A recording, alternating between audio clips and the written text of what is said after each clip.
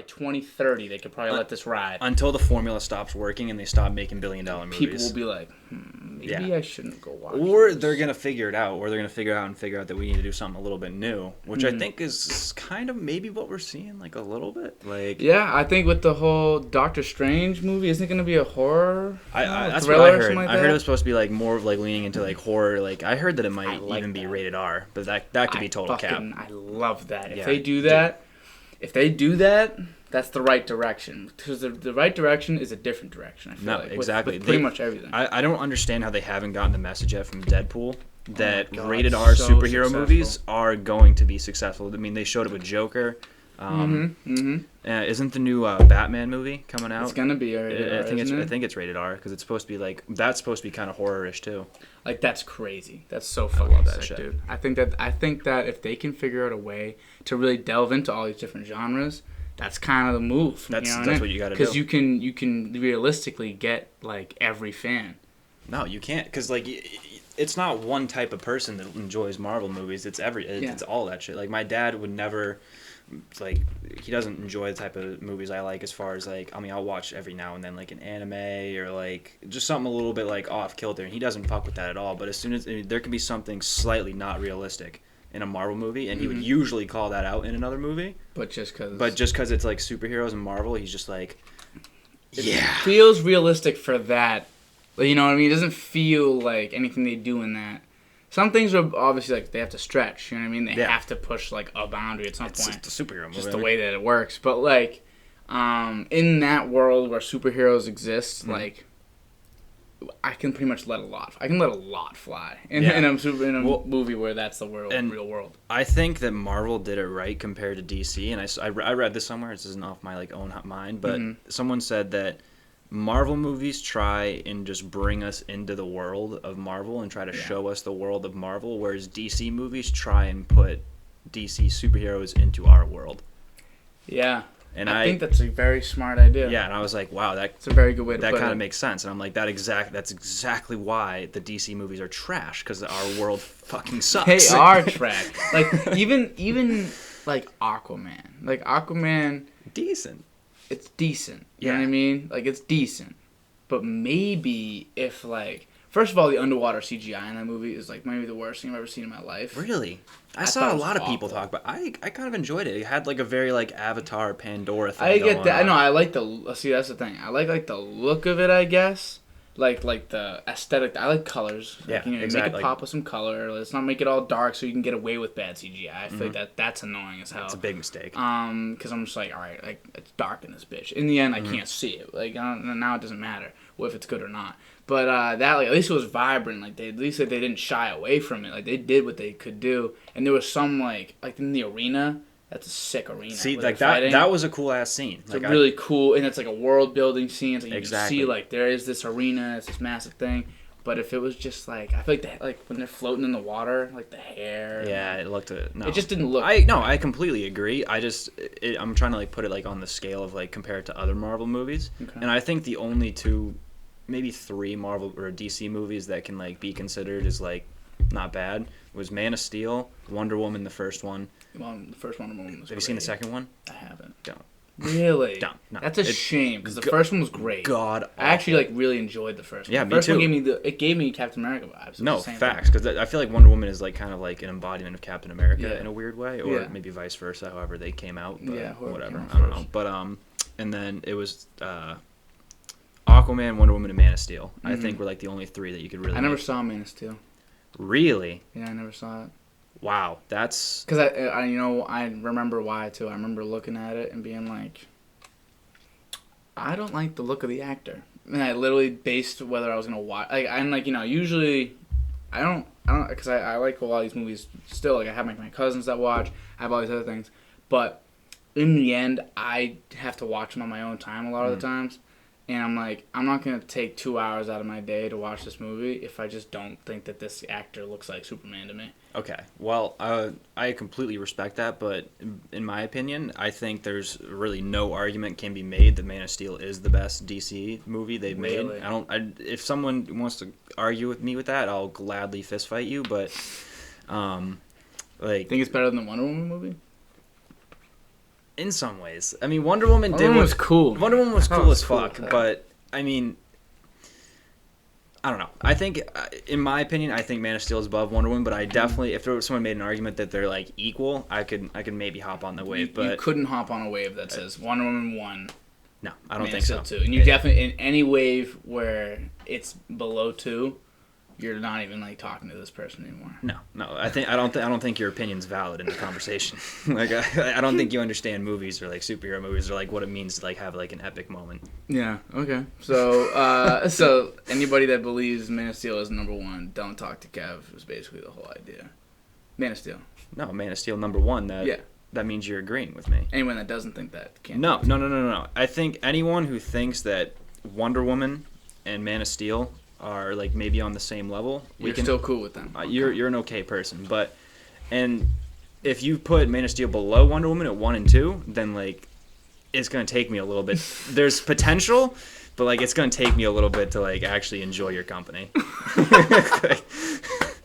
Because I can just tell that you got some mental. Something's a little off, and then anything else is just off the table entirely. Yeah, I mean, if you drop it below 3, like you genuinely, like you just don't understand DC movies or superhero movies, like, and like I firmly believe that. I gotta watch it then.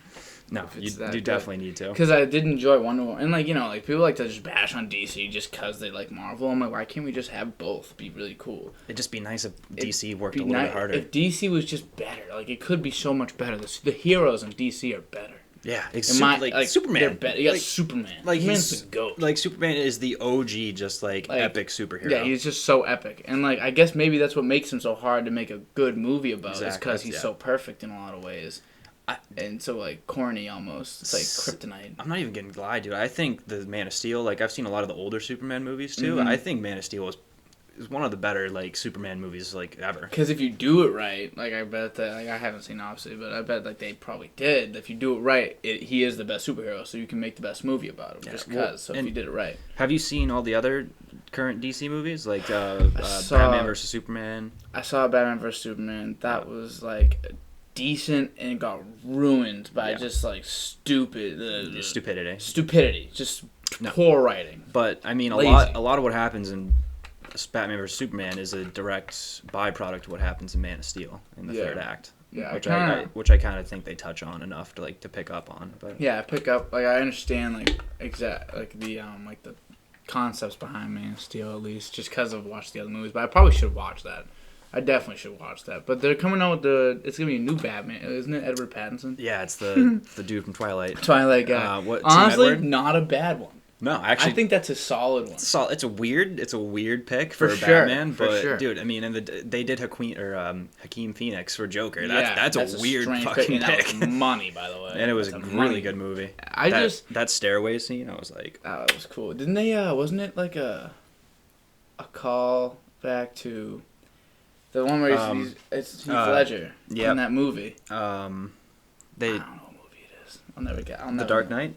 No, he's doing it in I think it's a non-Joker movie. Oh, Taxi Driver. Was that it? Where it was. He's like going down the stairwell, and they had him copy it the same exact way, the choreography. I'm like, that is a perfect way to honor Heath Ledger in that way.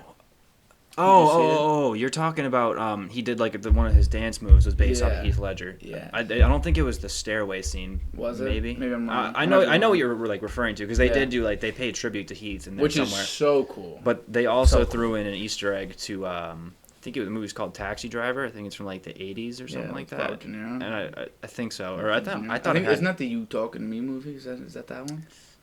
I don't know. I don't know if I've seen it, but it might be that. I thought Joaquin Phoenix was in it, which is why he probably is. He probably is. He's around that age group, so it makes sense. Getting pretty old. He's old, man. I didn't know he was that old when I saw him in the movie, like in the trailers. And then I finally started looking at his other shit. I was like, wow, he's been around for a while. Yeah. And he's like an established actor. Like I didn't know that. All the good actors are getting old, dude. I don't fuck with it. I don't fuck with it at all. DiCaprio's kind of old now. Dude, isn't he like in his 50s? Like that's kind of old. Brad Pitt's kind of old. Yeah, Brad Pitt, DiCaprio, fucking Sylvester Stallone. He's in his 70s. Like he's almost 80s. He's gonna die soon. Yeah, like he doesn't have more than 20 years left. Morgan Freeman's old. Dude, okay, this is gonna get bad. I might cry.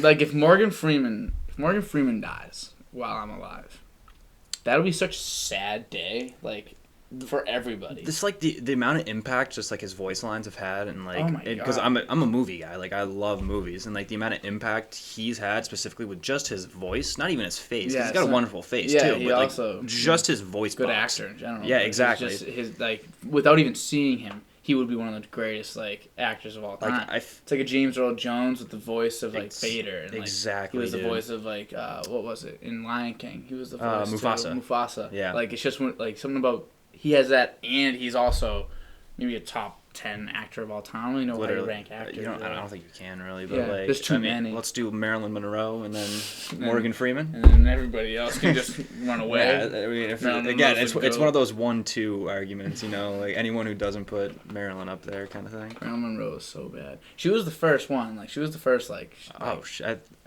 I don't know. She's the girl. I don't know shit about like his. I don't know shit you about. You know a lot about some history. I don't know a lot about this specific type of history, but I feel like she was like one of like the first like bad bitches. Yeah, like you see her on like the magazine covers. Girls wanted to be her, guys wanted to be with her. Type Exactly. Of girl. I feel like that doesn't because like media was so like different back then. And it was so there was like, no internet. It was like very male centric and very what's the word? Tame?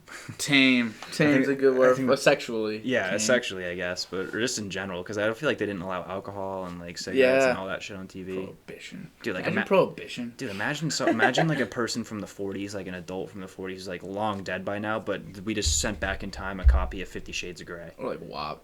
Or WAP. Dude, no, but like I can't even. And like little kids love WAP. Dude, no, it's such a problem, and like that's another thing. I genuinely like it's a big character flaw for you for someone else, like in my opinion, if you think that WAP is a good song.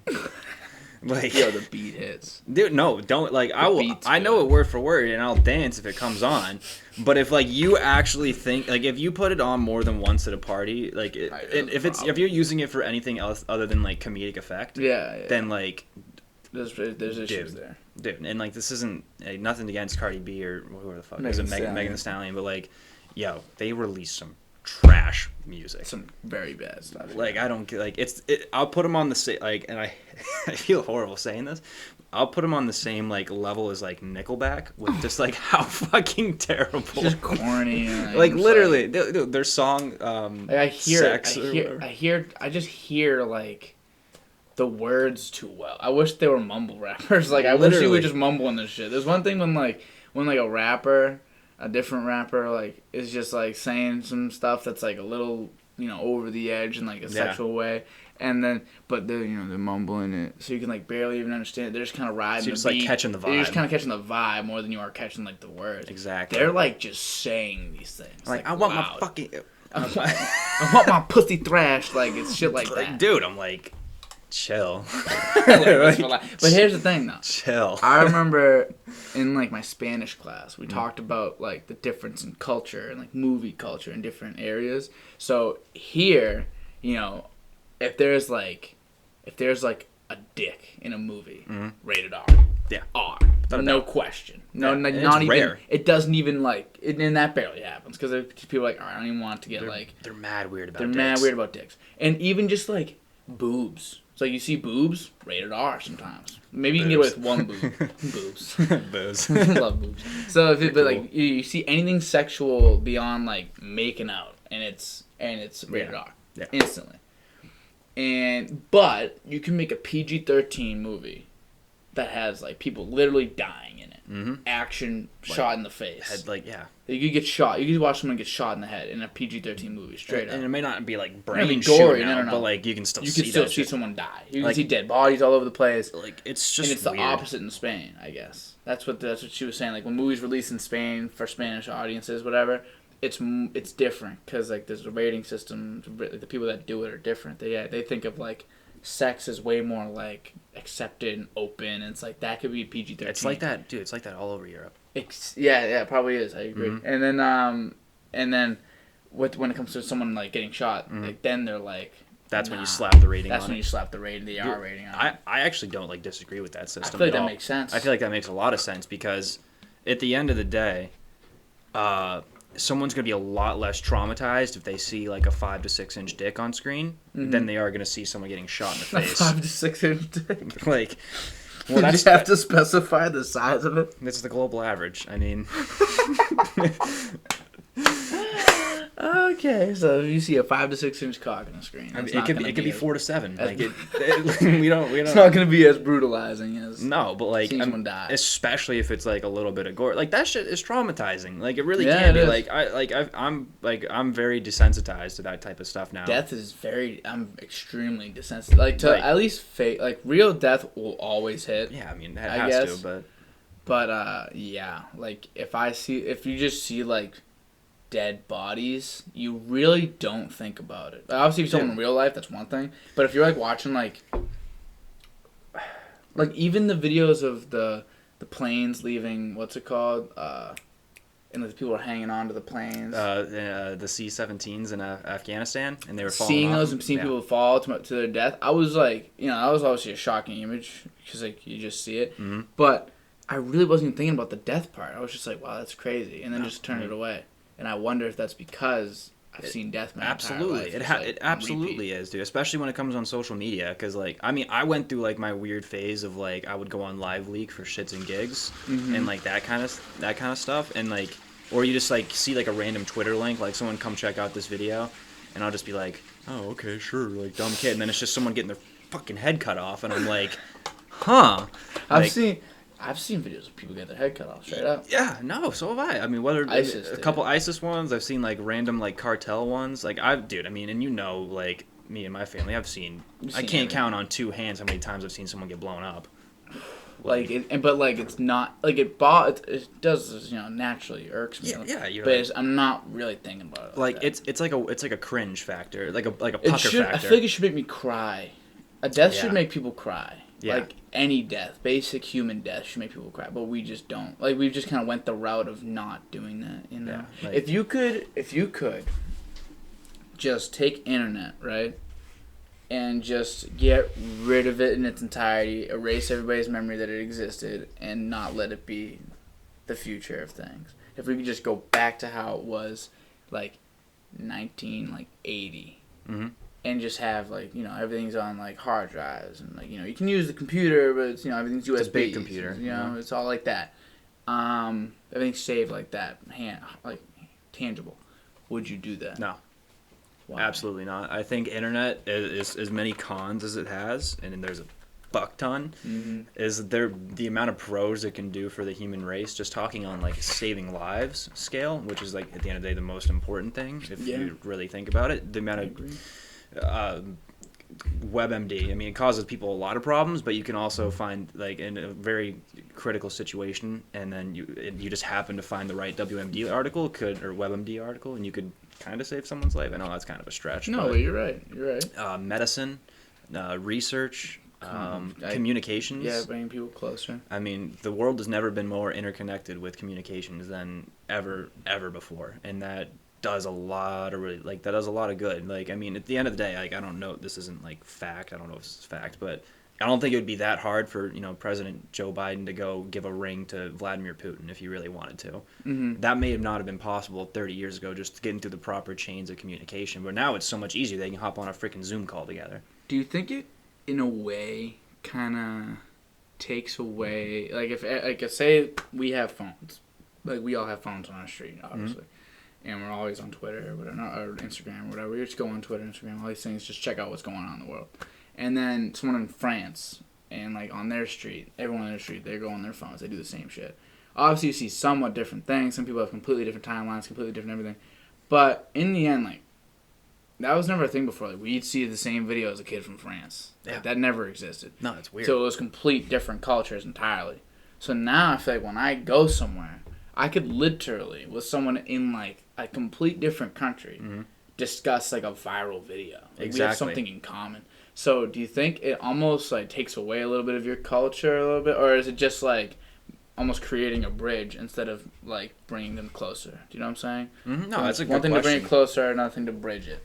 That's like, I don't even know if I would describe it as either that. I would just say maybe like adding to it in a way, because every culture is a little bit different, obviously, but if we all have this one thing that we're all unilaterally doing, I don't know if we can call that, an American culture versus a French culture and, whatever, other countries' culture. I would just, maybe just as a human race, our our tendencies are changing. You know, we used to shit outside. Now we're, you know, using Snapchat. We did used to shit outside. I still do every now and then. You know, I've really taken freeing. one poop in the outdoors. Same. It was on Mount Monadnock.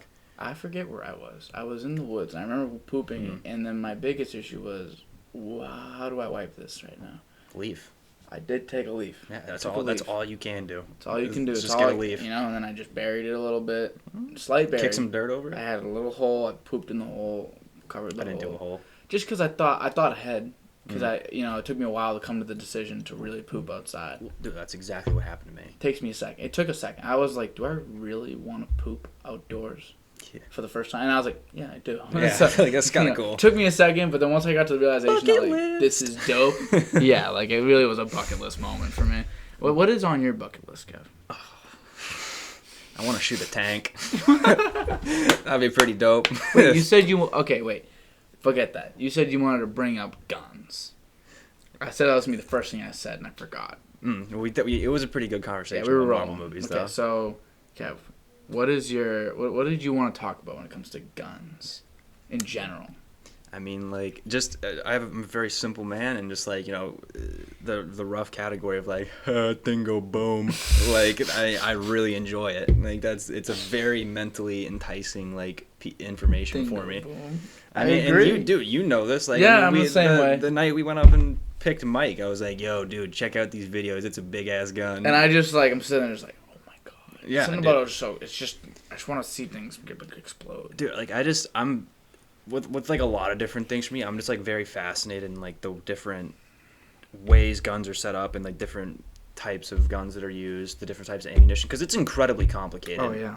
And I don't like to get into like the whole arguments about gun control because I think it's all a bunch of, you know, stupid bullshit, and like people are a lot of the people making policy and deciding on policy for like myself and my dad and you are people who've never shot a gun before. Therefore, I think your stupid ass policy is invalid.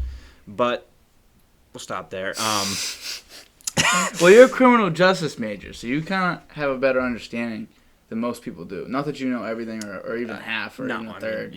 But you know more than like myself about guns. Because personally, also I've never even like shot a gun. I mean, and like don't get me like I'm not gonna sit here and like obviously some level of gun control is needed. Like that's just common sense. Like I don't as much as I want to own an RPG, I don't think it's a good idea to do that because I'm mentally unstable. Like, but.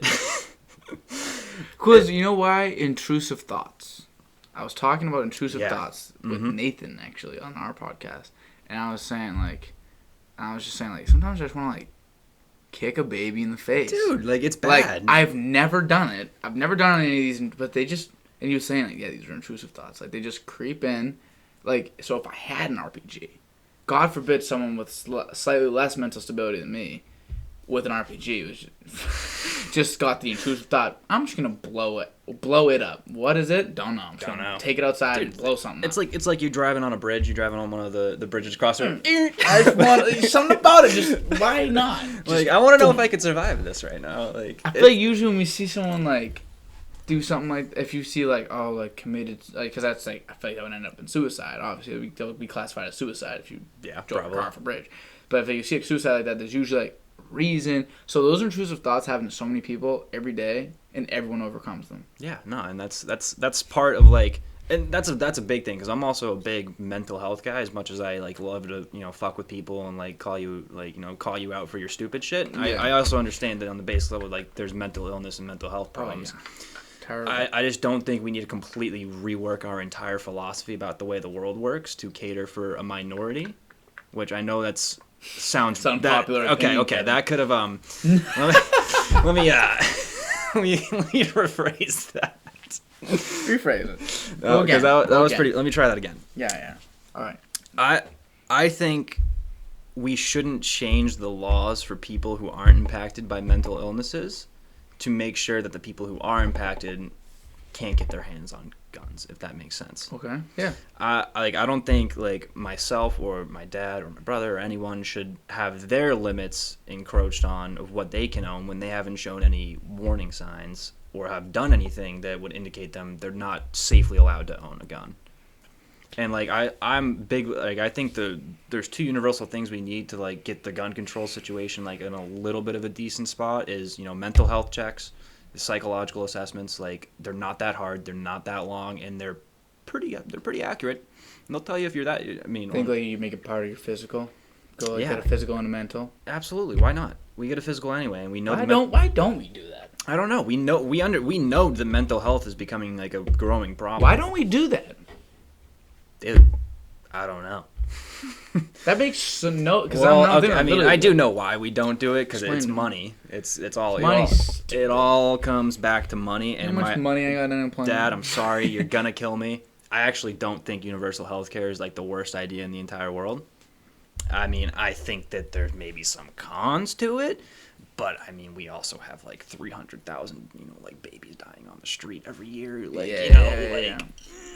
like It's a sketchy issue. yeah, like we could try something new. It's kind of just a big balance. That's the whole thing with everything political in general. The whole thing is a balance of your emotional, like attachment and feeling and sensitivity and all that, which is valid and important because it's what makes us human. Versus looking at the numbers and just being like, all right, I know we probably shouldn't let this happen because that's terrible. You know, whatever it is, because that's terrible. It's bad. But we know the result will work out in our favor statistically. Like, you know, things like that. Like it's like hard, but it's hard to disassociate. And the worst Feeling. thing, because basically what we're doing is we're turning human beings into numbers. That's the moral ethical dilemma, and that's like so sketchy. But at the end of the day, if you're doing, when you have a country of 380 million people or whatever, you need statistics to figure shit out. Yeah, because it needs to be a balance. Because then otherwise, you just turn everybody into numbers, and then it becomes useless. Everyone becomes unmotivated. No one has any reason to live. Suicide goes up. People don't want to be here. People move. Like it's just like the same thing that happens in like, it's just because if that were the case, like if we did go fully like. And I mean, like, obviously way too far. If you went, like, way too far in that direction of just everyone's a number, you just throw everybody in a box all day. Just be like, all right, work. And we'll pump food in every once in a while. We're just going to put them in boxes and let them work all day. That's a pretty extreme. That's extreme. That's the mega extreme. Yeah. And so you need, but, you know, obviously the mega extreme the other way is, like, no one does anything and we all just smoke pot until we die at the age of 35. You know what I mean? And have no productivity. Probably go extinct very fast. Yeah. There's those two different, you know, extremes, and we're just meeting in the middle. That's why you need both people. No, I think the vast majority of the people in this country are in the middle. It's just we're stupid enough to let the loudest people speak for us. Loudest people are so annoying. Like so annoying. You're not winning anything by being the loudest. Just because you're the loudest one in the room doesn't mean you're right. And at the end of the day, we vote extremists into office. That's been the trend. I mean, when's the last time? It keeps getting worse. When's the last time we've had more than 5 independents in Congress? Like, I don't know, 150 years. I don't even remember. Like, I don't even know if it has happened. Like, I can't even think of like one independent. Yeah, person. I can't think of a single independent. I can think of like I can think of like AOC and Bernie and Kamala. Oh my God, Nancy, I can name you all of them. Like all the like the popular liberals, and then you got like Shapiro and like. Well, he's not in Congress, but. No, I'm saying yeah, I know. like these extremists. I can name you extremists. Ben Shapiro. Who's that guy? Matt Gaetz. You know, Chuck Schumer? No. I'm trying to think of this one guy. Mitch Tim Cook. Do you know who Tim Cook is? He's a Twitter guy. Tim the Tap Man? No. No, not Tim the Tap Man. Tim Cook. He's like some. What is going on? Yeah, they're even flushing that thing. Yeah. Someone's taking a shit right now. Double? Someone's almost like, this is bad. But, put some water on that bitch. Yeah, Liana with the little fucking. This big. But, yeah, so, like, I know, like, the extremists. I don't know anybody in the middle. It's hard to find people in the middle. Like, it's funny because they're hard to find, but they're everywhere. You know what I mean? Like, exactly. I consider, but then again, everyone considers themselves something. But I feel like once you fully dive in, the more you go into it, the more you kind of find yourself like understanding why these people are the way they are. Because if you're not extreme, then you're not balancing out that guy. Exactly. Like you gotta, if you're trying to make decisions, you gotta come at it objectively, non-biased, which is it's extremely hard to do so, and you gotta have like an extreme level of like mental fortitude and not bring your opinions into a situation. You just gotta look at the facts and what needs to be done about it. Because at the end of the day, Republicans have some decent ideas, Democrats have some decent ideas. The Green Party, not so much. Libertarians have some decent ideas, and then but we don't ever come together to make these decisions. Mm-hmm. And a lot of people I've talked, because me, I love to go and just talk to random people about politics. It's one of your favorite things. It's literally one of my favorite things to do. It's funny how much you enjoy it. It's borderline disturbing, actually, but I love it too. I like listening. Yeah, I do. Oh my god, fucking. Yeah. I wasn't sure if I should call it out, but we're good. We know. Yeah, that was fun. And I think that most decisions, just I think the right answer often lies right in the middle, but people aren't willing to talk about it. And I think, and everyone, I remember my sophomore and junior year history professor in high school, Mr. Penza, shout out, great guy. Shout out Penza. He drilled this statement into us a bunch of times, and he goes, compromise is just when both parties lose. And as much respect as I have for Mr. Penza, I actually very much disagree with that. I think a compromise is when both parties win a little bit. You could look at it both ways, right? You could look at it both ways, but I think in this specific scenario, it's when you win a little bit, because at the end of the day, neither side is trying to make America lose. So, here's what I think of it like. Here's my comparison for those, because I feel like anybody that's listening right now is politically inclined, but there are a couple of my friends that are just really nice to me and that will listen to it the whole way through, no matter what. Let me translate it in fantasy football terms right now. Got you. Sorry. Ready? So if I want to make a trade in fantasy football, right? I'm not gonna go at them with the middle ground trade where I lose a little and I gain a little. I'm gonna go at them with a trade that obviously you can't embarrass them. You can't be embarrassing with it. But I'm gonna send them a trade that has me basically winning in its entirety, with some excuse to be like, oh, I just thought maybe you might like him more. Oh, my bad. Whatever. Just a little bit. And I expect a return that is the same, but on their side. I expect them to say, oh, how about you take that guy away and you add in your best player instead? It should be mutually beneficial to both of you. Yeah, I expect them to come at me that way. And we'll just work our way to the middle if we can, as much as we can, until we finally have that last thing. Yeah. Because if I do come at them with a trade that is equally beneficial in the beginning, then they'll just hit me with the nah. They'll be like, oh, no, I want this, because they're still going to do what they do. Still going to do what I expect them to do. They're still going to hit me with the trade that benefits just them, for the most part. And then we'll work from me being in the middle and then being on the end to the middle of more towards their side. And then it's when the solution kind of starts to present itself. More, but still more in his benefit, since I started in the middle. So I feel like these people politically, they feel like they need to be fully over here because they're going to be fully over here. If we're going to, we need to start at the same point to reach the same middle, to reach the actual middle. Otherwise, if they come in with a proposal that, would classify as them losing a little, to your history teacher losing to you, little win, then they're just going to be asking more and then trying to make them reach more to their side. Yeah, so I feel like you need to start at a point that is equal but opposite to the other side, and work your way. For anyone who put up with the political bullshit, that would be called bipartisan agreement.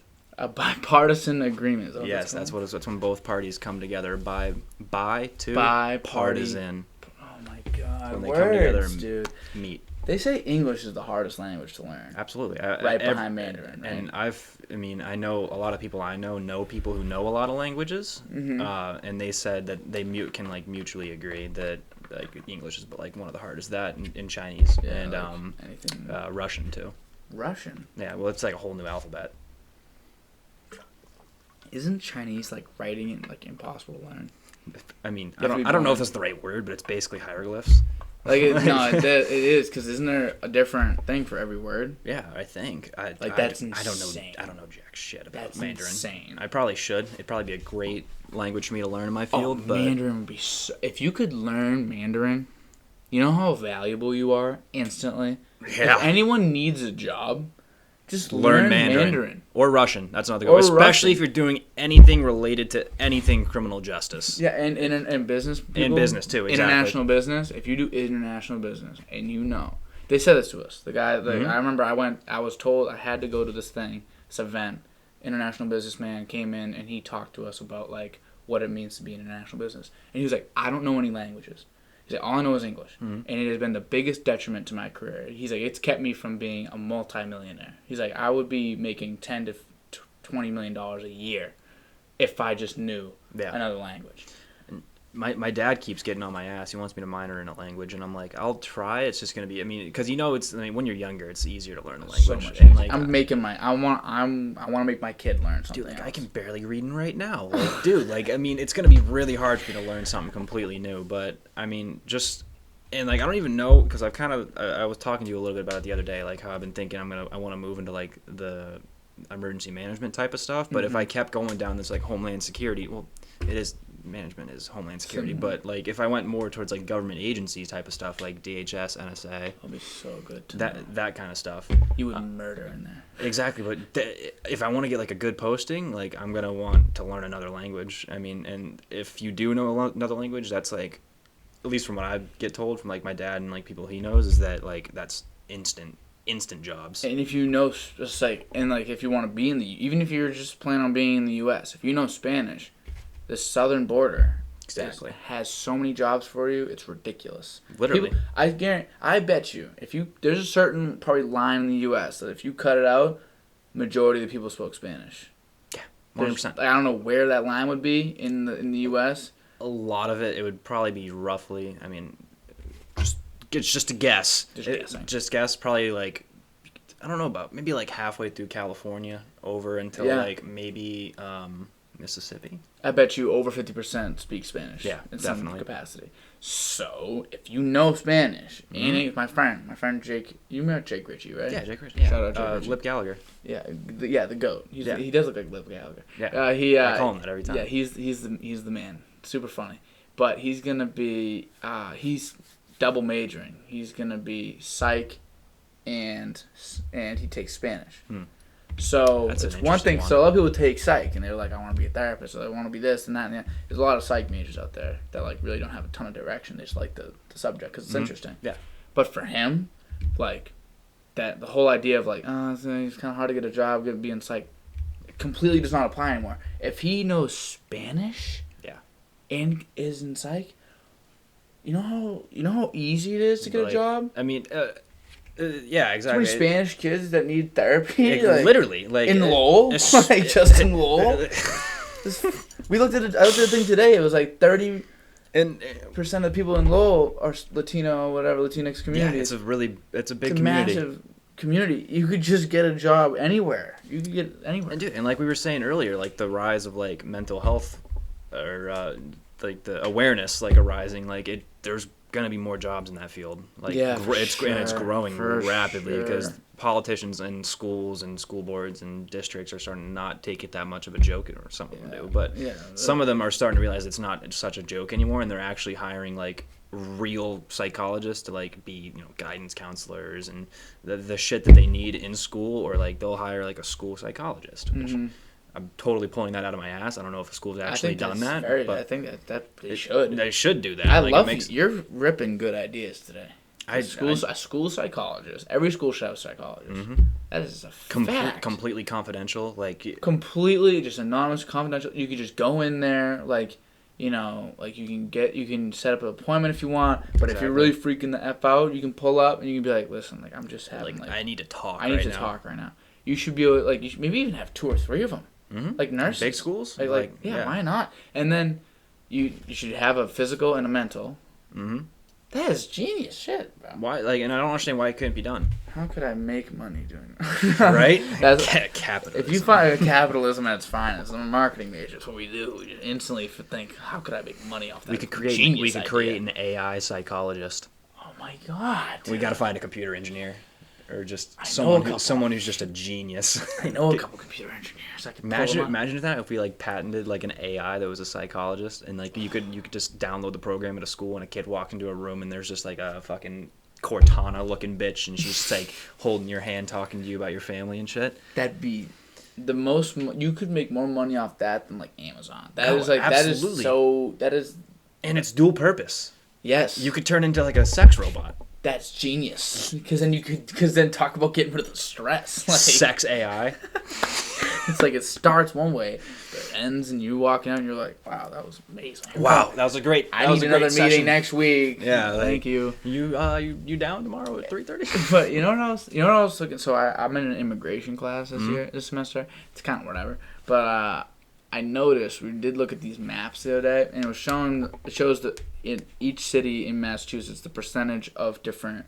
That's how I knew the percentage of like Latinx community in Lowell, because I was looking around at all of them, and I looked at Holden, like I looked at Franklin, I was looking at all these different places, like knowing where the boys are from, and I noticed majority of the Massachusetts cities obviously are more than 50% white, and then out in like the west, like where Dan Graham's from, Holden, I'm like he's a Central Mass, I guess, but he's 87. That's Western.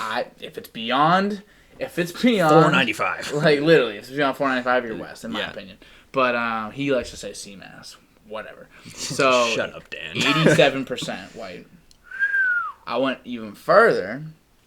I found one that was 97% white people. Yeah, can you blame them? I wouldn't want to be a minority living in a 97% white community. No, never would I do that. And I just think in my mind, like Lowell is probably this is the most. I mean, Medford's not bad. And Medford's right next to Malden. Malden's like pretty good splits too, but still over 50% white. I've never lived in a place that not only is white not the majority, but that white is less than 50% of the people. Like what does that do to me? Like in my mind, you know what I mean? Give you certain biases and things like that, and that's. I mean, we were talking about that a little bit in my. Research methods class, like how bias can affect people in the way you see things, but I don't know if I might be in a similar boat. I might be. You lived South Carolina, Georgia, and then North Carolina. Fuck. And then I mean, I lived, but research. I didn't live in like a southern town though, because there's a difference between living in like Raleigh, North Carolina, versus living in Fort Bragg, North Carolina. Yeah. Because I mean, there's just naturally a way bigger influx of people, and it's also people from every walk of life that join the military. So I don't necessarily know like how the statistics would add up, but I wouldn't be surprised if it went either way, if it was less than 50% or more than 50%. Yeah. So because even in like here in Lowell, you feel like it's pretty diverse. This is probably one of the up there for the more diverse places I've lived in. And we're still white people are more than 50%. Yeah, exactly. Like that's more than it's not even that they're just the majority. Like we're more than half.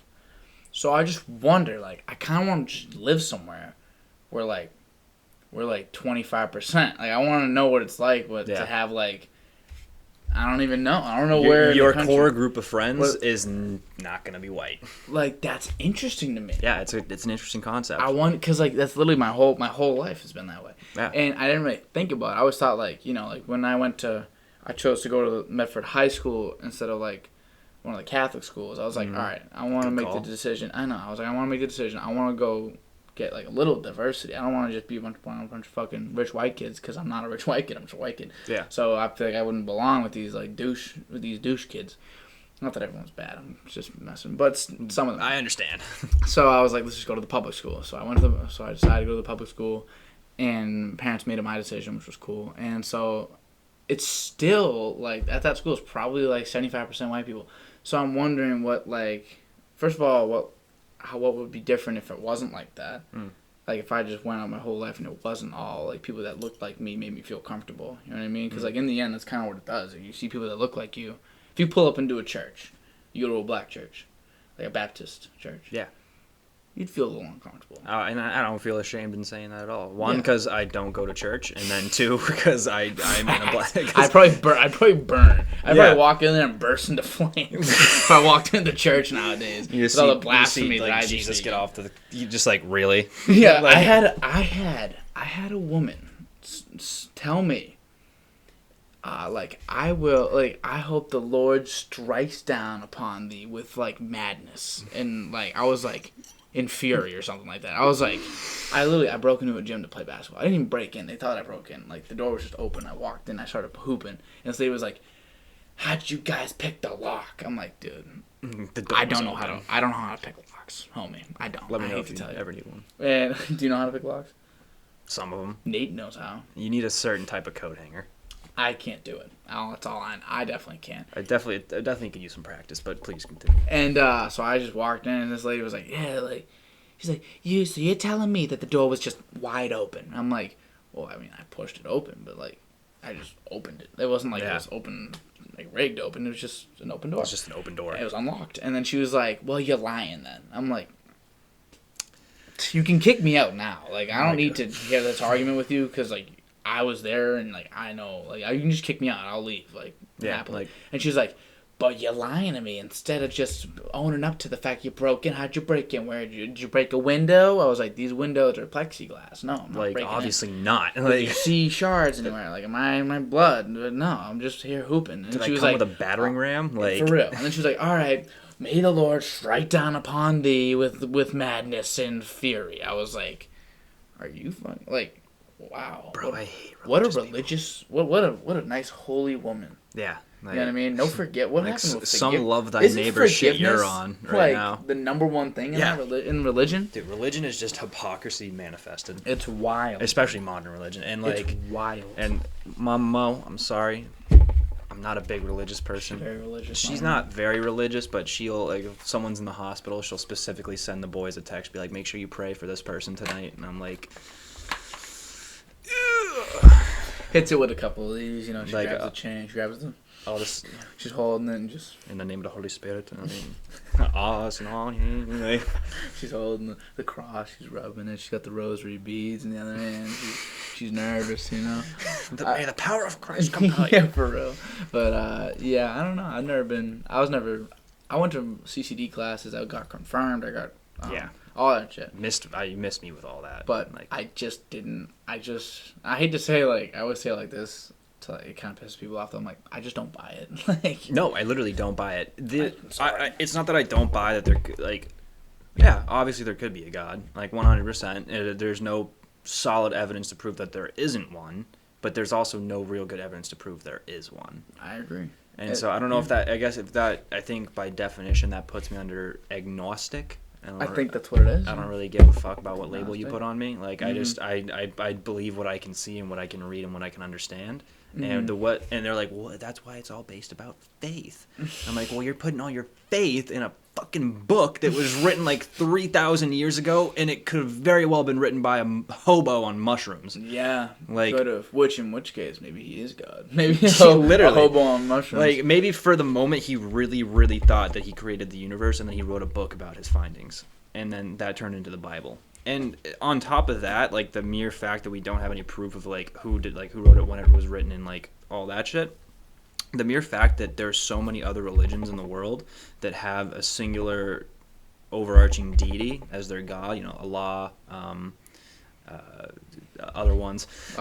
Jewish, like, there's like different gods. I don't know what the Jewish is. There Jewish God is just God. Is it right? It's still, like, it's different. Isn't it like the actual mythology very similar to Christianity? It is. So like Jesus was a Jew. Exactly. Like, and like all that like you're just all stemming off of this one principle that there's something there, and we know that half the shit in the Bible is bullshit just because of how we understand science. Yes, we've disproved it with science. Like, just a lot of it doesn't ring true to me and like make sense to me. You would have hated these people in the CCD classes. Because like every once in a while they would address science, and they'd be like, "You can believe in science and be religious at the same time." She's like, and they're just like stumbling their way through this explanation of like, when Moses parted the seas, like, who's to say it was really part? It could have just been a parting of,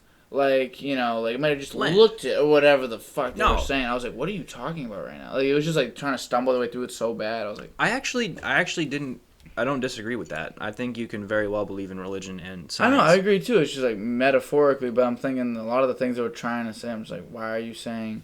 Like, no, he didn't. They try to stretch the metaphors too far. He did not split an ocean in half. No, and have people walk through. There might have just been like a sandbank that went through the middle of the water. Homie found a sandbank, and they were like, oh. Homie made a rowboat and made a couple trips. Literally made a couple trips with a rowboat. They're like, he split the Red Sea. Like who's Frodo? Like, yeah, you know, for real. Like that didn't happen. Like, as much as I would have loved to meet Moses, dope. like, yeah, that'd have been awesome. But I bet Moses was dope. I bet Moses was a cool dude. If that actually happened, why aren't the Egyptians more pissed about it? Like, why are they not still holding a grudge? I don't understand. Like, why are the guys at Egyptian Grill like, you know, are they okay with serving? Are they okay with serving me right now? Like, I don't understand. Like, my nickname is Moses. Like Moses. Like, I don't know. Like, Kev Moses. That's genius. I don't know. I just but I do. For me, religion. I don't know, because I take a lot of myself. I like alone time. I love my alone time. I love my roof. Mm-hmm. Love my music. I love to write and draw and just get creative for a little bit. I love it. It means a lot to me. So in that time, I've kind of discussed with myself, all right, let's tackle this. What is religion? Am I religious in any sense of the word? Because I do believe in something. I just don't know what it is. I'm maybe not that there's even a God, but just that kind of the kindness theory. Just if everyone, we're all here together. Mm-hmm. We're on a ball, floating through space, just whipping around the sun constantly.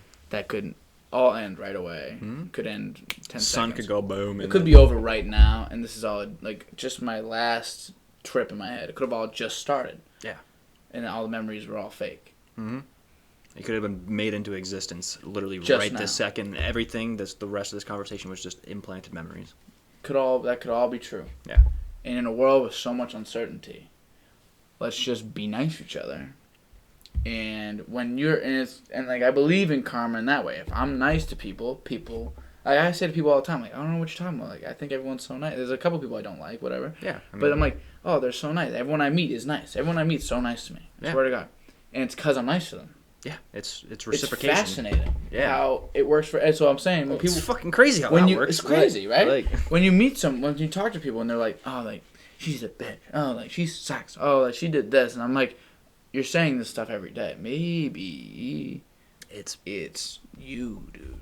Or girl. I ain't gonna start talking crap about someone until you do something to prove to me that I need to talk crap about you. Yeah. And that's it. And we know, I know which example we're thinking of, but that's really one of 3 people that just bug me. And otherwise, and even then, it's not like I wish anything bad upon them. Just don't want you around. I can't think of many people at Lowell that I genuinely don't really want to be around. Yeah, there's people I'm just they're just nice. People are nice. And I'd say both of them are nice-ish people. Yeah, I bet. And there's crowds where they're the greatest person, there's crowds. But I'm not gonna pick and choose you. Yeah, exactly. I agree too. I don't need you. I'm not gonna just be oh, you can. I want to hang out with you now. I don't want to do that either. And not to sound all cliquish and shit, but if I just don't vibe with you, I don't want you around me. Sorry, and I agree. So it's just there's plenty of people like that, but in the end, 99% of the people I meet have value and are nice and are smart and just know something that I don't. Mm-hmm. They just they can teach me something. I met this other kid the other day. This kid James. Facts having him around sometime. You'll meet this kid soon. This is Asian kid James. Just the nicest person I've ever met in my life. He's just strikingly nice. He had there's a lot of things you can do to make people like you right away. Mm-hmm. By you can reciprocate. If I sat like this, it instantly makes you think. If I start doing that, if I literally if I just do what you do, it makes you if I did it subconsciously, it makes you subconsciously like me because it's just familiar. It's comfort. It's comfortable. Yeah. The kid starts doing it, but accidentally, and I noticed it because I just watched a video on it yesterday, and I noticed I got to the ground, I was sitting like this, like a catcher in my catcher stance. I was just stretching out my knees, came right down with me. I went up, sat like this. He did the same thing. Naturally likable guy, but a lot of people are like that. So for me, religion is just being all of us together. We are the only things in this world that have meaning, that understand meaning, and that really feel. So if we just all do it together and we understand, and it's obviously a peace impossible world. Yeah. But I know I can make my world nice. My world's great. Yeah, you got a pretty cool world. I have a great time. You know what I mean? Everyone's so nice to me. I'm nice people. I don't know if I've ever been around you and you weren't having a good time. I'm always just happy. Yeah. And I feel like that's all I can do, and that's my life. That's just what's gonna happen. Other people are like, "This world sucks. There's all this going on." I'm like, So do something about it. do something. If do something. You want to sit here and complain all the goddamn time? Do something about it. I agree. So Right. that for me, I guess that classifies as my like religion, just like the kindness theory and just being in the moment, present. I think that kind of. I agree. Recently. Like, and I mean, on the other hand, you also have to recognize that, like, kind of like you said, like, some people aren't going to be nice, and said people need to get taken care of, which is why sometimes you need to have not so nice people on your side. If you get what I'm referencing. I know what you're saying. But no, I agree. Like, I mean, just human interaction by itself should just be decency and like respectfulness, and like I'm gonna respect you until you do something to make me not respect you, and that's my philosophy for everyone. I hate everyone equally until proven otherwise. Yeah. I stole that one. I hate everyone equally. I stole that one from you, Dad. I know. That was your dad? Yeah, that was my dad. That's a good quote. He should write a book. Oh my God, it'd be the most fucked up book of all time. I'd actually like to read that. I can't wait. I can't wait till he's up here and like he's gonna be coming around more and you can just hang out, literally just hang out. Dude, I can't wait. And he's like, crazy. he said he's like, I'm just gonna pop in on random Wednesdays and I'm gonna come and just make your life hell. And I was like, please do. Word. Exciting. Like I haven't lived this close to my dad in 15 years. Do you remember when you were like 15 might be a little high. Like 12 maybe, something like that. Or Do I remember do you, it? remember those like years? Oh yeah, a little bit. I mean Georgia, not at all. I was born in Georgia and I was there for a year, and then I moved to North Carolina. We were in Fayetteville, and I know I said I was from Fort Bragg, but I mean Fayetteville's the town right outside of Fort Bragg. It's where the family stay. It's basically Fort Bragg's town. But I lived there, and I remember a lot of Do you that. have like friends still out there? A couple. Oh God, what's her name? I know Melody. Don't get mad at me. I know you, Melody. Don't relax. The Greek one. Oh, what's her name? Miss Raina. Miss Raina. That's a fire name. We haven't seen her in years, but like she was awesome. There was Miss B, Miss Basilici. If you ever see this, I love you. I miss you. She was my babysitter. And just proved to be just like one of the most awesome women of my entire life. Don't listen to the religion part. She's also very religious. Oh no. And then there was Stevie B, which was her husband. They were awesome. We actually went on like a family vacation together. We took both of our families out to. We flew to France. We went. Did you? Yeah, we went. So you've been to France? Yeah, I've been to France. Is that how you know a little bit of French? I also took French. Is that why? Or is that before or after? Just so happened, coincidence. No correlation. Now that I think about it, that might have been a little bit why I chose French. I never really thought about why I chose French, but you do everything. I mean, I don't like people say like everything happens for a reason. It's so corny, but you do everything for a reason. Mm-hmm. There's a reason. You have some subconscious presets that make you do things. That might have been it. Being in France. Yeah, I think it was. Well, that was an awesome trip because we went to Belgium, we went to Germany, we went to Paris, and that was about it. But I got dog sick on the flight over, like horrible, like minimum of like 10 bags got puked in on the way over. Bad. But my mom calls me to this day. She calls me her little stealth puker because no one else on the plane knew I was sick besides the flight attendant. Wow, I was a beast. Good for you. That's the best. I'm watching a movie and I got the bag and I'm just like, put it down, hand it to the flight attendant. Like, there's a big value that I hold personally with people that at all costs keep from being obnoxious. I can't stand it. And I hate obnoxious bothers me. I don't mind people that are outspoken. I like people that are like, and I like outgoing people that are very like, absolutely. You know, if they do, like Dan Graham's a good example. He does it very exactly. good. He's not obnoxious at all. There's nothing obnoxious about him. It's just he's never lost in the conversation. He's a very loud person. Yeah, not like loud, but like himself is like just flower. loud. He's a beautiful flower. And he's like but he's not obnoxious whatsoever. You know what I mean? But there's some people that are just like they chew loud and they just bug the fuck out of you. You just bug me sometimes. The high pitched voices, I can't do it. Like it's just like why can't you just help work on it? Like I don't know. I feel like it's people that just You just have these little the problems. worst is like when an obnoxious person thinks that them being obnoxious is like the funniest fucking thing in the world. I'm like, dude, like literally shut the fuck up. Even worse is when it's an obnoxious person at work. Because I try my absolute hardest to stay professional at work because that's just me. Like, I don't go to work to dick around. And if you just start acting obnoxious, especially in front of customers, because I've also been in, like, the food industry for a little bit now. Yeah, you have. Like, Longhorn. fuck off. Like, where do you work now? Olive Garden. Olive Garden. Hey, same company that owns Olive Garden also owns Longhorn, though. So you're in their system. A little bit. No, I'm not, like, I have a lot to say about corporate like companies, but I actually kind of like Darden.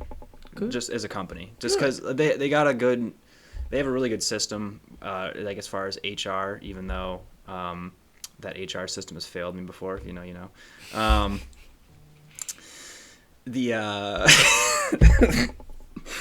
sorry, that was funny. They have this thing called Darden Dimes, and it's you take a dime out of every single paycheck. And it goes into a fund, and then the general managers of the specific restaurant can request that those funds be used for something, and it's been used before for like someone's house got blown away in like a hurricane, so they'll use it to pay for that. But it means a little something to me because one of my good friends, she was a bartender at Longhorn, Maggie Eckert, miss you girl, she passed away, and they used the money to pay for her funeral expenses.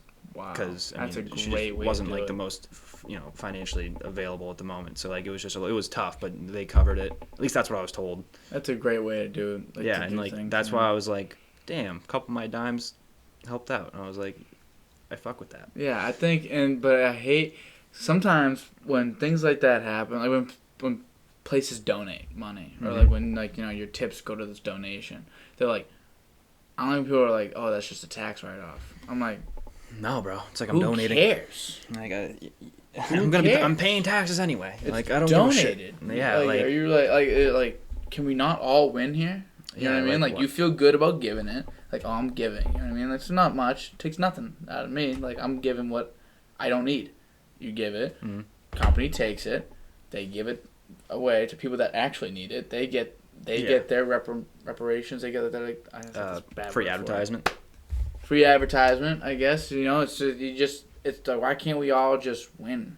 Yeah. You know what I mean? Let's not be too sensitive. It's just because there's some shitheads in the world that just don't want to they just want to be selfish. I mean, there is cases where like when I say things and people are like, oh well, there's like this could possibly happen. I'm like, there's cases of in every walk of life where shit is done poorly, and where people are terrible and people do terrible, inhumane, gross things.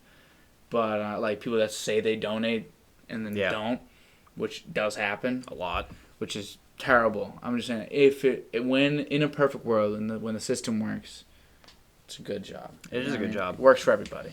I have a pretty good story about like donations and shit, and like it's like a non-profit organization. This is a story my stepdad told me. I don't have like a source for it, so if he lied to me, then dang it. But I'm gonna tell a story. So, do you know what the Wounded Warrior Foundation is? I've heard of it, but it's a foundation that it's pretty commonsensical. It's like they provide funding to like families and veterans who are wounded and like need the help with the money because the VA I feel like they're becoming a lot less popular because the VA has actually stepped up recently and like done what the hell they needed to do. Like in what ways? They were so backlogged and under such like god awful management. This isn't even like political red blue. It was the same way under everybody up until pretty much Trump took over. And this isn't like me, throwing out support for Donald Trump. But what he did do was he completely like removed a lot of the blockages in the road to getting the VA actually up and running.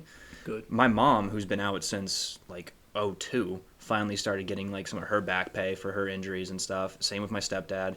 And my dad, who's on 100% disability now, finally started getting his back pay all the way up until 2010, I think. Wow. So he's getting a pretty nice check. But I mean, granted, I think he deserves it. So, yeah, he does. I mean, served. Shit. How much time did he serve? 21 years. If anyone deserves it. Yeah, I mean, it's when you get blown up enough times, you think the government can toss you a couple bills or something. Right, right. So that's the VA. VA is actually starting to like kick into gear and like do what they need to do now, and a lot of the veteran affairs hospitals are a lot better than they used to be. But the Wounded Warrior Foundation, anyways, a couple years ago, I don't know, the president, CEO, leader, whatever the hell it was called, they were having a private party, and he rode up on a horse, and I believe he was wearing like some like $2,000 suit or something like that. All of it was the party, the suit, the horse. All of it was spent with donation money going towards the Wounded Warrior Foundation. Or the Wounded Warrior Project. What? Foundation, I don't know. How do you let that happen? He got fired. Thank God he got fired. Again, I What don't an idiot. I don't have a source for that story. That one was straight out of my stepdad Mike's We'll mouth. take that. So I don't care if it's real or not. That's hilarious, first of all. Yeah, that's awful. It's like a really fucked up story. On a horse with like a suit, just flexing it. Yeah, That's a like, flex. Like you're just like that's just You're flexing. You're just at, a piece of shit. At a donation, like yeah, like event. you're a non-profit. Like you shouldn't be in a suit. You're a non-profit. You know, non-profits. I remember learning about them in my environmental class, and she was like she knew a lot of us were business majors. It's like a very common thing for business majors to take as their elective, and so they were like, she was like, you can work for a non-profit and make money. She's like, that's exactly. She's like, how do you think they work? She's like, they fund themselves. Yeah. They don't do any extra funding. They don't do any extra, you know, they don't like over, you know what I mean? That's just how it works. They don't go over budget. They don't pay their, corporate staff ridiculous amounts of money. They don't do ridiculous investments or expansion. That's not what they do. What they do, but even then, you can still find ways to expand outward, and then you pay these people that are basically doing the same thing, but just are expanding. You can pay them double because it expands double. And there's ways to. She's like, listen, you're not gonna be broke if you really do a good nonprofit. Yeah, like, you can find a way to make plenty of money. You know what I mean? She's like, there's so much money to go around. It's like almost insane. It's laughable. Yeah, it's a good way to put it. I was looking for that word, and it was just like there's so much money to go around. Think about one person that makes. There's people that make $20 million a year. You know what I mean? There's people that make that, and that's like not common, but you can find them. You know what I mean? A couple per town, even that you can find. Probably a couple in Franklin. Probably a couple just in Franklin, and then you say you took you could spread that out throughout the whole city. Yeah, and pay people like a good amount of money. Well, that's what. See, now we're starting to get into the realm of like different, forms of political systems. Yeah. Well, you wouldn't do. I'm not saying to do that. I'm just saying I know, but you could. That shows the amount of money. You could do that, and a lot of people would be all set. But I'm trying to say something without possibly getting myself into trouble in the future. We're an hour and 8. No one's watching. Well, okay. There's probably 5% viewership. Well, whoever is watching, don't let anyone tell you that the wealth gap in this country isn't growing or isn't a huge problem. It's just kind of going like this, isn't it? Yeah, the rich are making more money and the poor are getting poorer. That is so much is true. But then on the other hand, you also have to you have to recognize what makes someone in poverty. Like what line is that when they become impoverished? And when you think about it, I believe, and if I get the actual percent number wrong, it's my bad. It's roughly in this area. Is that they calculate the poverty line by taking I believe it's the average annual income of each person in America, and then I believe it's 30% of that. 30%. I believe that part might be a little bit off, but it's that rough. A weird way to do it. It's that rough concept, and if you're below that line, that's the poverty line. I would just pick a number. Exactly. But a lot of the shit the government does is really, really. I'd pick a number per state, probably. Yeah. Actually, I'd pick a number per city. I think you got enough resources to be able to figure that out. Dude, it's all about we do. It's using the resources properly. That's the problem. There's so much bureaucracy and stovepiping. And do you know what stovepiping is? Nope. All right, so it's about to get into a whole nother thing, but I'm glad to tell you. So, because this is important. This can kill people. Stovepiping. Stovepiping. Yeah. And so there's a hurricane. Okay. Hurricane, big one. Just hit Louisiana. Oh, I know. Yeah. So the regional, the regional leader for FEMA is trying to get buses to go ferry people out of there. So the regional leader of FEMA in Louisiana needs to contact FEMA headquarters, which I believe is in Texas, talk to the representative there, and then the FEMA headquarters needs to talk to DHS back in Washington, D.C., because FEMA reports to the Department of Homeland Security. Cool. I believe the Secretary of the DHS needs to talk to the President, because the President can sign a emergency declaration and get federal funding. But before that, talk to old Joe. The leader of the DHS needs to talk to the leader of the DOT, the Department of Transportation, to get the buses, and then the leader of the DOT needs to talk to the Department of Transportation headquarters, wherever it is in the country, and then it goes from the Department of Transportation headquarters, wherever it is in the country, to the regional leader of the DOT back in Louisiana, and then they get the message that the DOT regional commander needs buses, and then so he's going to say yes to the request of the FEMA regional leader, but to get that request all the way back to the regional FEMA leader needs to go back down the process. That's stovepiping. That is awful. Yes, and it's killed many people during disasters and hurricanes and tornadoes. How do you expedite it? Let the regional FEMA person and the regional DOT person talk to each other. Oh, yeah. Done. That's one way to do it. Like, boom. And why can't they do that? I just oversimplified like the fuck out of the whole thing. But you had to, or and else. I'm sure they do that in some ways, but it's all. They probably do it, and then they just be like, all right, now let's go through the legal shit. Yeah. Like, now let's do it for real. Let's do it so that we can actually do it government-wise. FEMA's a lot better now than it used to be. Like during Hurricane Katrina, like and when Louisiana got like that was one of the worst disasters in American history. Almost 50% of it was because of the storm. 50% of it was because the government failed horrendously to do their jobs correctly. What year was that? The early 2000s, I think. Really? I think it was 02, 03 maybe. It was. I read a book on it. That's probably why. I'm taking a FEMA class right now. It's just called Emergency Management. It's basically just about FEMA. Mm-hmm. We just talked. We were reading a chapter and we were talking about how 9/11 was not necessarily an emergency management disaster. It was just a governmental failure to recognize an attack was coming, because we knew an attack was coming, and we failed to act on it, which is like government bureaucracy fucked it up. And then immediately after that, Katrina happened within a year or two, and then then FEMA went out and just blew it, and then that caused a lot of shit. And so they've been under a lot of revamping and figuring out what it takes. So they do. They have the ICS now, the Incident Command System. NIMS, the National Incident Management System, and I have to take all these certification courses for this stuff for my emergency management classes. It's a lot better than it used to be, but it's still not great. The vast majority of equipment used during a disaster, like a hurricane or a tornado, comes from private companies that were previously contracted by the government. So they contract them ahead of time, so as soon as a disaster happens, they can call the bulldozer company and be like, get your bulldozers out here, and they'll get moving. Okay. Because unless you activate the Army Corps of Engineers, which works really, really closely with FEMA, most states and stuff don't have that kind of heavy equipment that they need. Neither does the National Guard. Okay. They can activate the National Guard for manpower and some equipment like trucks and Humvees and shit, but granted they probably don't have a huge selection of cranes and bulldozers and all that shit, which is why it cannot be underestimated how important as private companies are to saving lives during a disaster.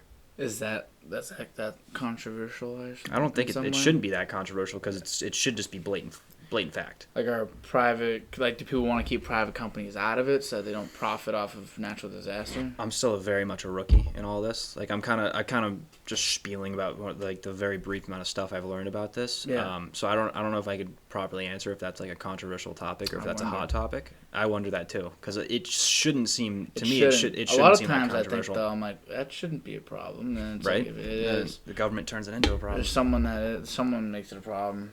I'm sure one day the media will pick that as their thing to make us divided about. Just wait until the next disaster happens. Just wait for one. Sadly, it's coming. The big one's coming. Oh it ain't gonna be the next. Yeah, I mean, dude, just these classes I'm taking right now, they're just starting to get so specific and so into. That's what I know. So my classes are getting very specific, and I fuck with it, dude. But here's the thing. Think about all the majors out there. And all the different specificities within specificities specifics within those majors, right? Let's just think about all that shit. For you, think about how important and how direct it is for you, like this emergency management stuff. Think of how on your brain it is, like, at all times when you're walking around life. Like, you can pretty much pull up shit, like, on it's like having, like, a tab open of all times about that. Click on it, yeah. For me, my tab is open on new products and service management. Yeah, and that's awesome. I want to know what it's like to make shit and sell it to people. So, and then there's some people that are teaching psychology, all this different fucking shit. So, that's why it's so hard sometimes to, like, really understand, like, for me, I'll never really delve into, like, I like to know a little about everything. I like hearing you say pretty much, like, I always say this to you. I'm like, what do you know? Like, I like to ask because I just like to know things. But in reality, like, it's not anything that I'll ever, like, act upon. So, like, for you, like, you understand, oh, this is a very pressing thing. Like, I need to, like, make sure people understand, like, what the hell is going on with, like, all this type of stuff. And that's great.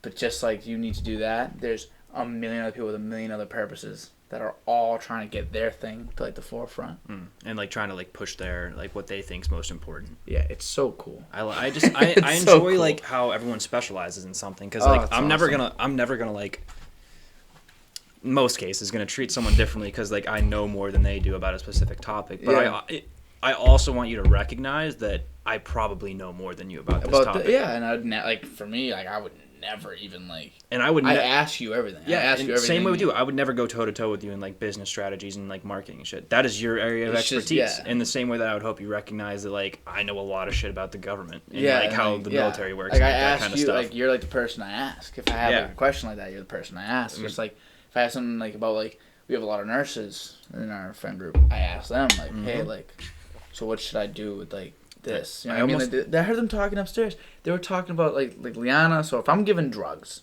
by my doctor's like, take 3 of these a day.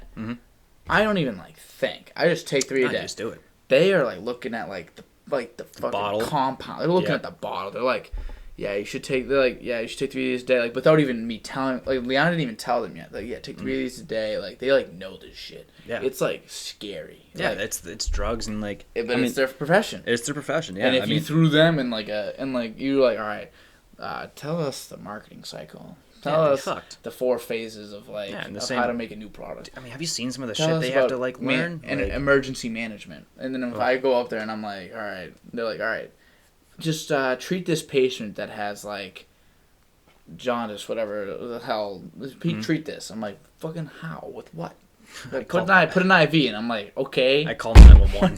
Like, I literally call 911. I think I could put an IV in. I think I could do that. I couldn't do that. I think I could. I know how it works. You get the blood vessel. I'm scared. That's scary. I've had blood drawn once, and I did not like it. I had blood drawn. Oh my god, I used to have to do it. So I used to have bad acne. I got this medication, and in order to make sure that I wasn't getting fucked up too crazy by it, it made you extremely dry. It dehydrated you insane. Basically dries you out. I think I had one similar. Yes, and I got like the top of the line because my acne was pretty bad. And it made my lips, like, always chapped at all times. For 6 months straight, my lips were chapped. Crazy time in my life. Forgot about it. I forget about it all the time. But, and then I remember I had to go in once a month and get my blood checked to make sure I was all right. And then make sure I was reacting to it properly. And I don't like needles in the first place.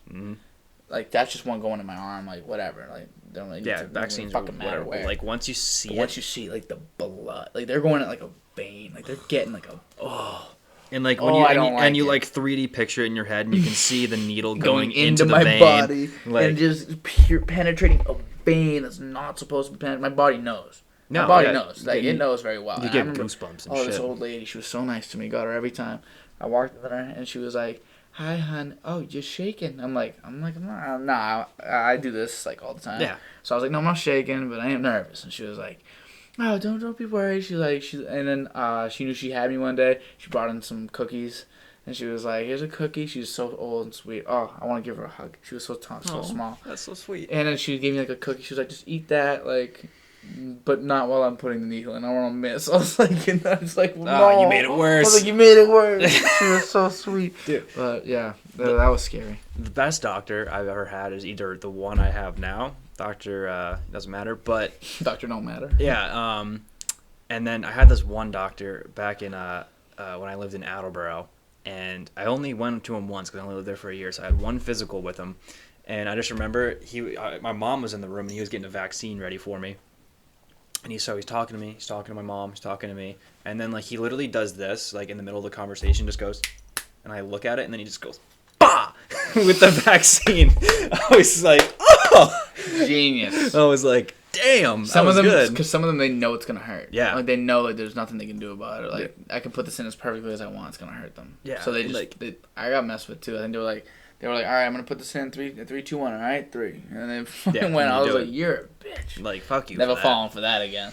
But I don't mind vaccines. That like they suck. I hate them. Like I don't ever like want to get one. But that's like, the thing.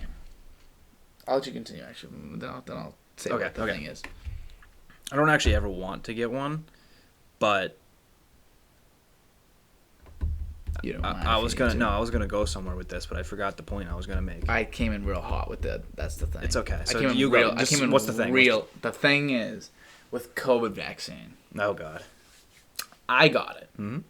Me too. I have it. I'm vaccinated. I'm gonna get the booster when I can. I'm gonna do these things. I don't think I need it. Like, no.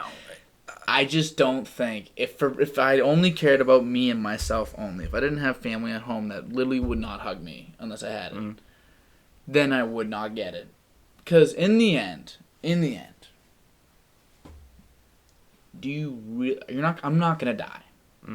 Most likely. Looking at the numbers, looking at what I know, I have no comorbidities. I have no morbidities in general. I have no problems with my health. I have no, I'm young, spry. My immune system is insane. Freak athlete. Yeah. And so, you look at the cast, you'd think. But, I'm not gonna, so I don't need it. You look at the cast, you'd think I was an elite. You'd think I was an Olympian level athlete. And, I don't need it. So I understand when people do, people get really mad at people that don't get the vaccine. People get, upset. They're like, you're just ruining it for all of us. For me, I'm like, okay, I understand why you're not getting it. Mm-hmm. If your family's okay with it, if all this and you're young and you don't have any, morbidities or anything, then why would you? You're just putting something in your body for no reason at that point. Yeah, exactly. And so to circle back to, things that automatically make me, really at the start not like you as a person is when someone freaks out over you not having a vaccine. They freak the fuck out. You're literally killing people. And I'm I guarantee you he hasn't killed a single fucking person.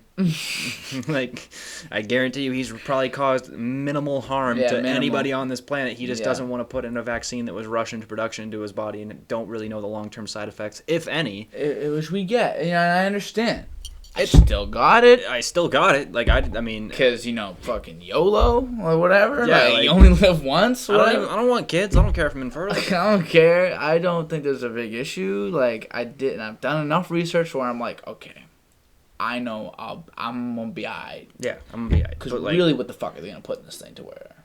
And why would they kill all the sheep? All the guys, all the people? Exactly. That's my biggest thing. I think I've seen that Joe Rogan. It wasn't a Joe Rogan. Bill Burr, yeah. Why would they do that? Why would they want everybody that listens to them to It doesn't make sense. If anything, they're going to put out some gas into the air that murders people that don't have it. Don't even get me started on gas right now. Taking a course on WMDs. Shit's fucked. What do you mean? WMDs, weapons of mass destruction. Oh. Those are cool. CNBR, chemical, nuclear, radiological, biological. I said that in the wrong order. CNBR. Chemical, nuclear, biological, radiological. Weapons of mass destruction are easily the coolest things that exist in this earth. Before we wrap this up, I need to get this out of my chest right now because my professor said something in class the other day in my intelligence and national security class that I was not a fan of because I have other sources that tell me differently, and I think if you're teaching on a college level, you shouldn't say something that's not substantiated by actual sources. Supposedly, the narrative, the reason we went to war with Iraq the second time and after 9/11. Was for WMDs. That was the narrative. He was using it on his own people, which he was. Yeah. And then we went in there and we found no WMDs. That is blatantly not true. That is blatant. We didn't find a lot of them by any means. There was a couple. Guys from the 82nd Airborne got hit. Guys from 101st got hit. Not a lot of them did, but a couple of them did. And those who did got kind of fucked up. All matters is one. Exactly. But what we do know is that before we invaded or during the invasion, because they were Syria, Syria? Yep. You know Syria. Yeah. There's UAV footage of them driving the chemical weapons into Syria during the pre and like beginning stages of the conflict. Them driving all the chemical weapons into Syria. And then we start to think about the timeline a little bit here. Wait a second. It together. Wait a second. What started happening in Syria? Oh, wait, they started gassing all their citizens. That's right. Where did they get those chemical weapons from? I don't know. Interesting. It's crazy. It's a wild coincidence. Yeah, it's a real mind boggle. And then, sorry, that was my thing about WMDs, because that bugged me the other day when the professor said something. I almost raised my hand. I almost raised my hand. You should. No, I'm not gonna be that guy that calls out a professor like, actually. Yeah, I definitely don't want to call him out. Maybe email him though. Be like. Yeah, because in the end, like, I realized once I've got 3,000, 4,000 level courses, that's where we're at now. Mm-hmm. I'm looking at them and I'm talking to these, and like, it does feel like much more of a conversation. Yeah. The further up you get, because they're really just talking. They're like, listen, this is what I know, and a lot of these guys aren't teachers. Like the people I'm talking to, they're not teachers. They're just businessmen that teach a class. You know what I mean? Like on the side. Well, it's just kind of the same way over here. Really cool. And it's awesome. Like, and I'm like, all right, so I'm learning from their experience. And he's my guy says all the time. Like, this guy will yell. He's in my class. He's like, listen, guys, I worked in the medical field for big pharma. He's like, so in the end, my experience, what I know, comes from that. He's like, and I obviously know I have many friends and I've worked with other industries and all that. But in the end, that's my expertise. That's what I know the best. And if you know something about something else, let me know. If your dad works for like construction instead, or like whatever, like some at like the corporate level, then let me know if I'm making a mistake or if I'm not explaining the entire thing exactly. Like, it's more of a conversation the higher up you go, because then teachers are they're more open to saying I'm wrong, or I don't know. The thing I like about these classes that I'm having right now, as opposed to a lot of like the base classes that I was having, a lot of them, my professors at first were researchers. That was the thing. And most of my professors now still do research, but they also have other shit going on. Like my emergency management professor, he was a lieutenant colonel in the Army Corps of Engineers. That's so cool. And he was also did work for FEMA. He worked for he handled Hurricane Ida, and I think he had something to do with Katrina, I believe. My professor during my terrorism class, he served in the British military. He's done British military. Is he British? He is British. British I believe accent? he was British. Got a British accent? Yeah, a little bit. He's got That's cool. nothing crazy, but I like a little accent. taste is cool. I believe he was in the British military, Dr. Pelliger. And then he's done multiple like expeditions, because this thing's terrorism. He does a lot of research about this. He's done multiple expeditions to Israel. He's been all over the place. One of his students got blown up while in Israel by I think is it Hamas? No, it's either Hamas or Hezbollah is the Palestinian one. And it got blown up by them in a diner. One of his it was fucked. And I was like, damn, like that shit's crazy. But like I'm actually learning from people. That's like, experience. Yeah, it's literal experience. That's real. It's not like that's not your middle school Spanish teacher who like went to Spain for a semester and knows some Spanish and now is teaching sixth graders, because I have no idea what red is. Like when he goes on research expeditions, he wears a bulletproof vest, basically. That's fucked. Like this guy's like, these people are real. He's a stud. And something about that, like, it feels more genuine. Like you're like, yeah. Like, I'm happy with it.